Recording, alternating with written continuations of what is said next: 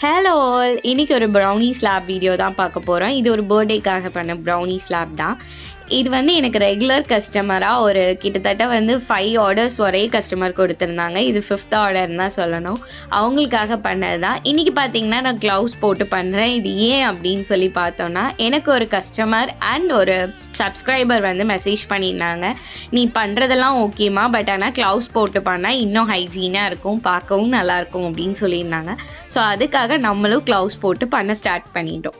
Okay. இந்த brownie slab பத்தி சொல்றேன். இது வந்து ஒரு 3/4 கிலோல பண்ண ப்ரௌனி ஸ்லாப் தான். இந்த மாரி வந்து சுத்தி டிசைன்ஸ் குடுத்துருந்தோம்.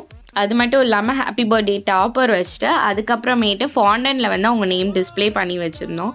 உங்களுக்கும் இதே மாரி ப்ரௌனீஸ் வந்துச்சுன்னா எனக்கு டிஎம் பண்ணுங்க.